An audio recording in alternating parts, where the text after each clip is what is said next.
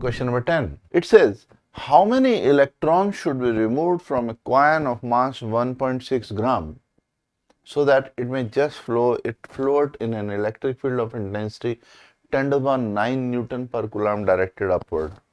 So just assume that in the space you have electric field which is vertically upward and it is 10 to the power 9 Newton per Coulomb. How many electrons should be removed from a coin of mass 1.6 gram? There is a coin. And question is, how much charge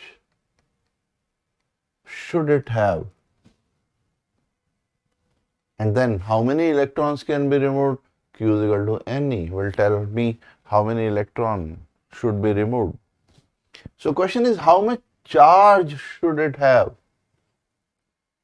so that this coin which has a weight, which has a mass of 1.6 gram or which has a weight of 1.6 10 to the power minus 3 G can be balanced by an electric force, can be balanced in the space, in air. So I can say QE, if I want it to be balanced, QE should be equal to 8. Now Q is Ne, where N is number of electrons transferred, and electric field is 10 to the power 9. Mass is 1.6 10 to the power minus 3, and G is 9.8. So number of electrons which can be transferred is 1.6 10 to the power minus 3 into 9.8 divided by charge 1.6 10 to the power minus 19 into 10 to the power 9. So we can get number of electrons is 9.8 10 to the power 7. These many electrons should be shifted from this coin so that it would have so much of charge that the electric force QE will be able to balance its weight. So a very simple question.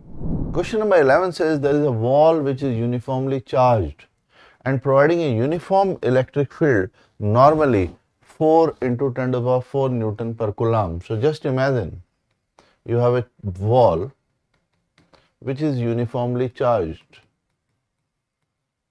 and this wall is providing a uniform electric field in the space, and this electric field has a value 4 into 10 to the power 4 Newton per Coulomb. There is a charged particle of mass 2 gram suspended through a silk thread of length 24 centimeter and stays at a distance of 12 centimeter from the wall. So just imagine, with the wall we have a silk thread. Wall has a silk thread attached, otherwise it would have been hanging straight, but it is not hanging straight because there is a ball over here. It is charged, it carries some charge. So obviously when it is carrying charge, so it is going to experience an electric force, QE.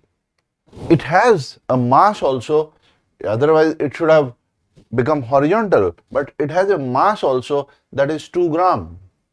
So its mass or its weight will be 2 into 10 to the power minus 3 into G. So it is experiencing an electric force QE, its weight is there, and because of this it is finally making some angle theta with the vertical. The silk thread is of length 24 centimeter. Length of this silk thread is 24 centimeter and stays at a distance 12 centimeter from the wall. This is 12 centimeter. The value of G which I have to use is 10 meter per second square. So this mg will become 2 into 10 to the power minus 2 or 0.02 Newton. So the values which are provided are clear. One thing I can say in this situation is that there is a tension T in the string. It will obviously act at both ends. This angle theta, so this angle is also theta. One component of the tension, which is T cos theta, balances the weight, and other component of the tension, which is T sin theta, balances this QE. So I can say T cos theta balances the weight and T sin theta balances QE. And on the other side, if I am looking for sin theta, in this right angle triangle, so I can say sin theta is vertical, which is 12 centimeter, divided by hypotenuse, which is 24. So sin theta is obviously half. So theta is 30 degree. So let's divide this. Sin theta by cos theta. I'll get tangent theta, which is QE by mg. We need to calculate charge on the particle. So I can say tangent 30 is equal to QE, Q, and electric field is 4 into 10 to the power 4 divided by mass mg, which is 2 into 10 to the power minus 2. So we'll get Q into 2 into 10 to the power 6, and tangent 30 is 1 by root 3. So we can finally get the charge, which is 10 to the power minus 6 by 2 root 3 or 0.289 microcoulomb.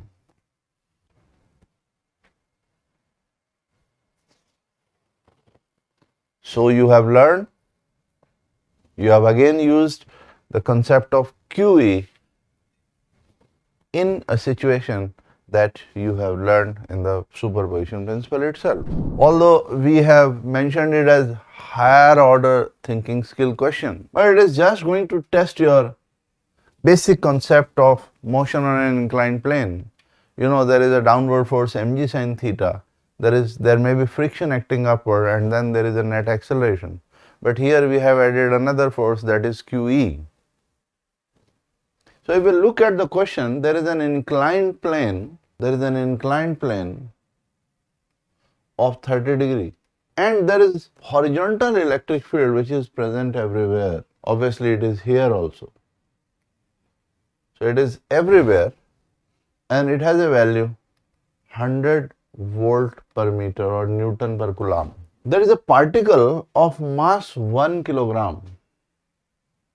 So here you have a particle of mass 1 kg, and it is having a charge of 0.01 Coulomb. The height of this incline is given as 1 meter, and there is a coefficient of friction 0.2. It means there is friction also. Coefficient of friction is 0.2. Find time taken by the particle by this mass to reach the bottom. So I would say that this mass is not a ball. This mass is like a box, because in case of a ball there will be rolling down the incline. Now what are the different forces going to act? One side there will be weight mg, one side there will be electric force QE. This is new force. And if I talk about the angle, this is 30 degree. And also if we talk about normal, this is 30 degree.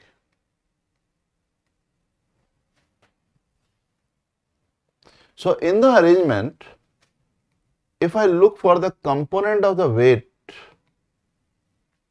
so that I am interested in normal reaction, the component of the weight which is acting towards this side will be mg cos 30. Similarly, and here will act downward will be mg sin 30. So as I have taken component of the weight, I forget about this weight in this direction. Similarly, the component of the electric force which is here will be QE. Similarly, the component of the electric force which is here on this direction is QE sin 30. And on the component of the electric force which is in this direction is QE cos 30. So as I have mentioned the component of the electric force, let me forget about this electric force acting in this direction. Now what about the reaction? The reaction will act here. And what about the friction? The friction will act here.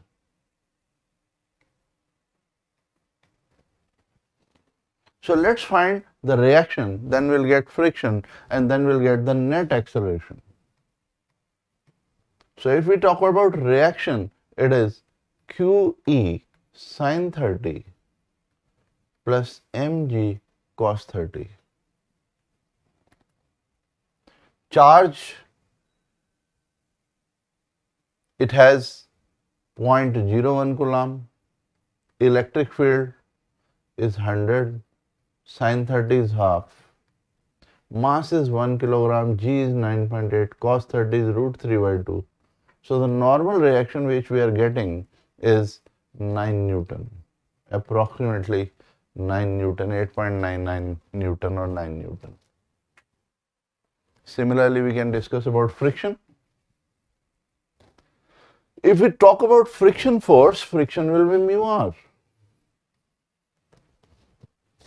So coefficient of friction is 0.2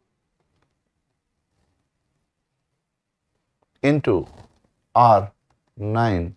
So it is 1.8 Newton. Now I am interested to find the net acceleration downward. So here you can see the net acceleration downward will be ma net will be downward is mg sin 30 minus upward is QE cos 30 minus upward is friction, which is mu r. So downward forces, if I just talk about the downward acceleration, I can say there is a downward force which is mg sin 30, there is an upward friction which is mu r, there is an upward force which is QE cos 30, and thus we will have a net acceleration downward. So it is mg sin 30 minus QE cos 30 minus friction mu r. Let's put all these values and we'll be getting the net acceleration from here as 2.236 meter per second square. Now question is, what time does it take to move down? What time does it take to move down? We are provided the height of it as 1 meter. Angle is 30 degree. So if I am looking at this sin theta, sin 30 is equal to height by hypotenuse, say AB. So AB will come out to be 2 meter. It has to travel 2 meter from here to here. We know the acceleration. How much time will it take? So S is equal to ut plus half at square. Distance traveled to be traveled is 2 meter. Initial speed is 0. Net acceleration is 2.236 into t square. So we can get t square, which is 4 by 2.236, and thus t 1.34 second. So it will take 1.34 second to move down, to slide down the incline of a height of 1 meter. So again, this was a reminder to what you have learned about motion on an incline, and we have added the component F is equal to QE. In addition to other forces, F is equal to QE will also impact here. So in these questions, we have only talked about, in these last 5 questions, we have only talked about physical significance of electric field. That if you know the electric field, you know the charge, you can know the force acting on that charge. That force can be accelerating, can be retarding, can be changing the effective weight, and can be like we have seen in an inclined plane over here. So it is the concept combination in addition to the concept of electric field.